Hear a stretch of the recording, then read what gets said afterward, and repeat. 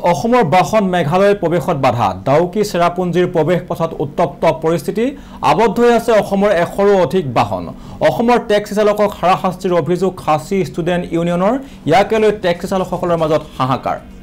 পুনৰ জনাইছো এক ব্ৰেকিং নিউজ অসমৰ বাহন মেঘালয় প্ৰৱেশত বাধা ডাউকি চেৰাপুঞ্জীৰ প্ৰৱেশ পথত উত্তপ্ত পৰিস্থিতি আবদ্ধ হৈ আছে অসমৰ 100ৰো অধিক বাহন অসমৰ টেক্সি চালকক হাৰাশাস্তিৰ অভিযোগ খাচী ষ্টুডেণ্ট ইউনিয়নৰ ইয়াকে লৈ টেক্সি চালকসকলৰ মাজত হাহাকাৰ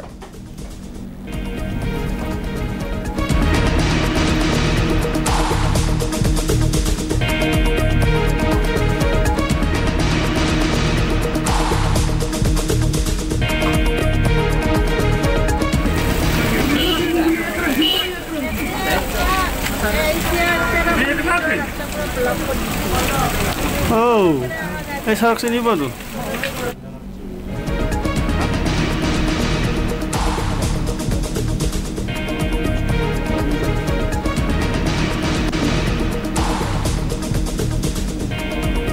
আৰু অসমৰ বাহন মেঘালয় প্ৰৱেশত বাধা ডাউকি চেৰাপুঞ্জীৰ প্ৰৱেশ পথত উত্তপ্ত পৰিস্থিতি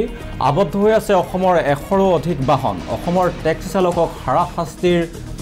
অভিযোগ খাচী ষ্টুডেণ্ট ইউনিয়নৰ ইয়াকে লৈ টেক্সি চালকসকলৰ মাজত হাহাকাৰ আৰু আমি সবিশেষ জানিবলৈ আমি ফোন লাইনত সংযুক্ত হৈছো আমাৰ জ্যেষ্ঠ সাংবাদিক ৰঞ্জু তালুকদাৰৰ সৈতে হয় ৰঞ্জু তালুকদাৰ যেহেতু অসমৰ বাহন মেঘালয় প্ৰৱেশত বাধা দিছে আৰু ডাউকি চেৰাপুঞ্জীৰ প্ৰৱেশ পথত উত্তপ্ত পৰিস্থিতিৰ সৃষ্টি হৈছে আপুনি হেতে তথ্য আমাক কি জনাব এই মুহূৰ্তত মতে নিউজলেবত অসমক ক'ব লাগিব যে যিসকল আচলতে টুৰিষ্ট গাড়ী লৈ আচলতে অসমৰ পৰা মেঘালয়লৈ প্ৰৱেশ কৰে তেওঁলোকক ইতিমধ্যে বাধা প্ৰদান কৰা হৈছে চেৰাপুঞ্জী ডাউকি যি প্ৰৱেশ পথ আছে সেই প্ৰৱেশ পথতে খাচী ষ্টুডেণ্ট ইউনিয়ন আৰু অসমৰ যি টেক্সি চালকৰ মাজত ইতিমধ্যে বাক বিতণ্ডা হোৱা পৰিলক্ষিত হৈছে প্ৰায় 100ৰো অধিক আচলতে টেক্সি চালক এই মুহূৰ্তত আবদ্ধ হৈ আছে কাৰণ ক'ব লাগিব যে যিসকল অসমৰ টেক্সি চালক তেওঁলোকে বিভিন্ন সময়ত পৰ্যটকসকল লৈ চেৰাপুঞ্জী শ্বিলং ডাউকি বা বিভিন্ন ধৰণৰ লাইটলুম বিভিন্ন ধৰণৰ অঞ্চলত ভ্ৰমণ বা পৰ্যটকসকলক দেখুৱাবলৈ লৈ গৈছিল কিন্তু সেইসকলক এই মুহূৰ্তত বাধা প্ৰদান কৰা হৈছে কাৰণ খাচী ষ্টুডেণ্ট ইউনিয়নে আচলতে কিছুদিন পূৰ্বে দাবী উত্থাপন কৰিছিল যে অসমৰ গাড়ী আচলতে শ্বিলঙৰ পুলিচ বজাৰলৈ যাব পাৰিব কিন্তু সাইট চিন কৰাব নোৱাৰিব এই সাইট চিন কৰাৰ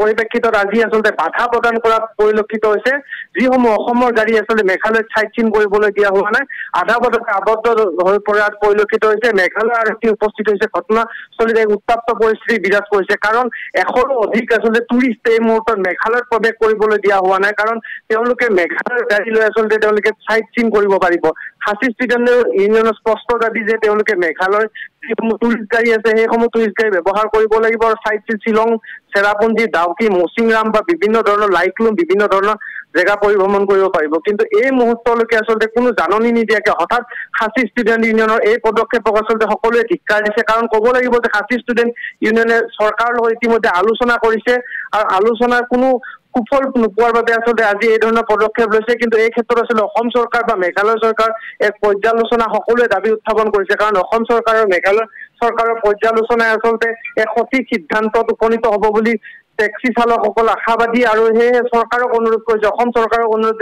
যে মেঘালয় চৰকাৰৰ তেওঁলোকে আলোচনাত মিলিত হওক আৰু সঠিক সিদ্ধান্ত লওক কাৰণ যদি অসমৰ গাড়ী মেঘালয়লৈ প্ৰৱেশ কৰিবলৈ